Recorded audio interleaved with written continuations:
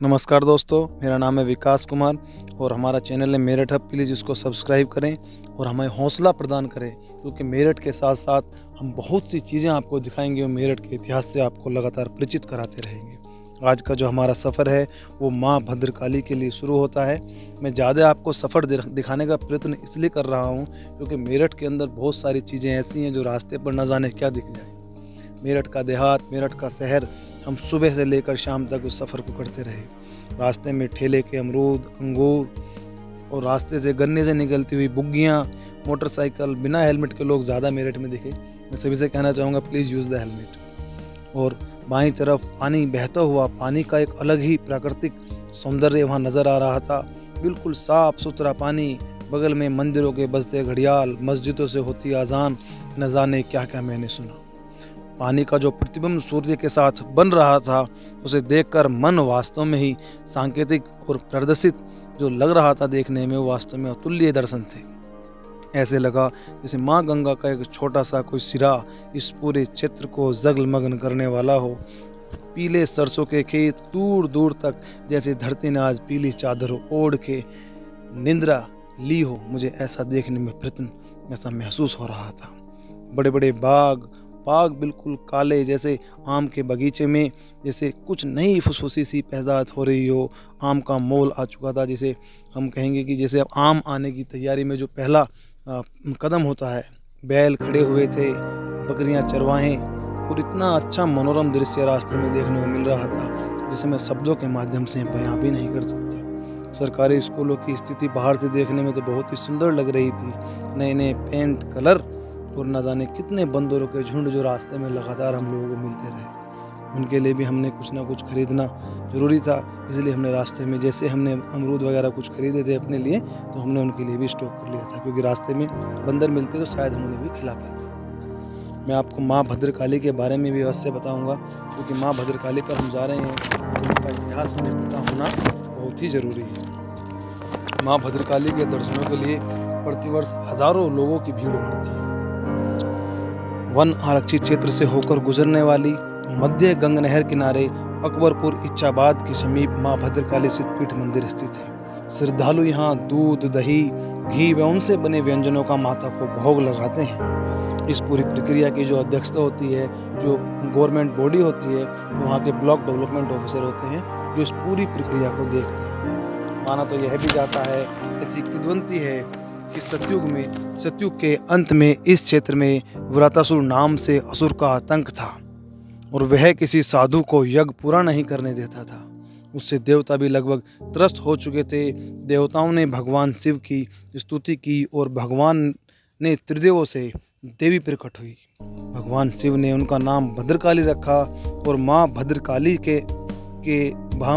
ने असुर से भीषण युद्ध किया और अंत में उनका वध किया। कहा जाता है कि असुर का अंत होने के बाद माँ भद्रकाली ने मनुष्यों को आशीर्वाद दिया। मंदिर के महंत गड़बड़पुरी महाराज बताते हैं कि यहाँ जो भी व्यक्ति आता है उसकी इच्छा अवश्य पूरी होती है। कुछ लोगों की किंवदंती यह भी है कि एक बार एक चरवाहे अपनी गाय को यहाँ चुगा रहे थे, तो जैसे ही उस टीले पर गाय पहुँची तो वो अपना आप दूध देने लगती थी। एक पिंडी पर रोजाना दूध टपकता था, तो किसान को शक हुआ कि मेरी गाय रोजाना दूध कम क्यों देती है। तो वो एक दिन अपनी गाय के पीछे पीछे गए, तो उन्होंने वहाँ देखा, तो उन्होंने फिर अपने आस पड़ोस के जितने चरवाहे थे उन सबको बताया। इसलिए माता का जो आशीर्वाद है वो पूरे जितना दुग्ध व्यवसाय करते हैं लोग, किसान परिवार के लोग हैं, उनका बहुत बड़ा तबका वहाँ पहुँचता है। रास्ते में बंदरों का झुंड मिल चुका था, उन्हें लगातार हम भी कुछ ना कुछ खिलाने का प्रयास कर रहे थे। बंदर भी इसी आस में रहते हैं कि कोई आएगा कुछ खिलाएगा, लेकिन ये भगवान का दूसरा स्वरूप बताए जाते हैं।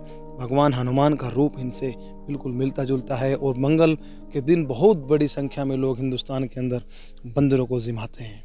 जिमाने का अर्थ होता है कि उनको कुछ खिलाते हैं। बाईं तरफ चरवाहे जो अपनी गाय भैंसों के बड़े झुंड को लेकर नदी के अंदर चरा रहे थे, क्योंकि ये जो नदी है ये बरसाती नदी है। ये बरसात के अंदर ही ज़्यादा इसके अंदर पानी का आवागमन होता है, तो यहाँ इस समय सूखी रहती है।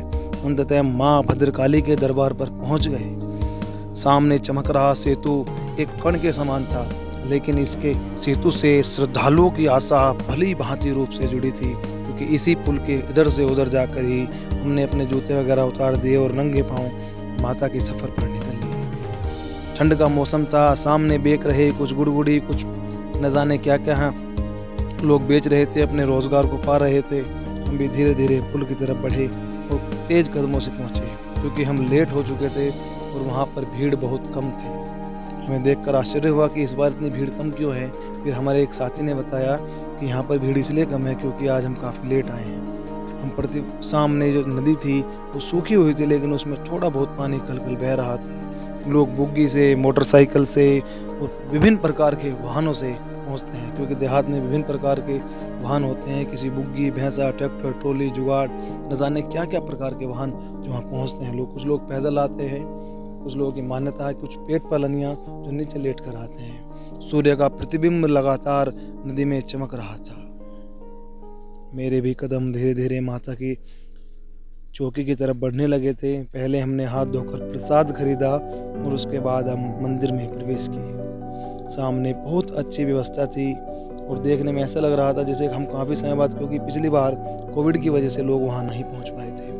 माँ भद्रकाली के दरबार पर भारी भीड़ उमड़ पड़ी थी। लोग लगातार आगे की तरफ बढ़ते जा रहे थे। जयकारों से मन ओत-प्रोत हो रहा था और ऐसा लग रहा था जैसे जीवन का सत्य है, सब कुछ यहीं है। सामने लहलहा रहे झंडे, माता की जैसे आवाज़ बिल्कुल वहीं निकट हमें सुनाई पड़ रही हो। बंदरों का झुंड जो ऊपर हरी हरी फाइबर लगी हुई थी, उसके ऊपर बंदरों का झुंड लगातार भ्रमण कर रहा था। सभी लोग काफ़ी खुश थे। कुछ लोग अपने परिवार के साथ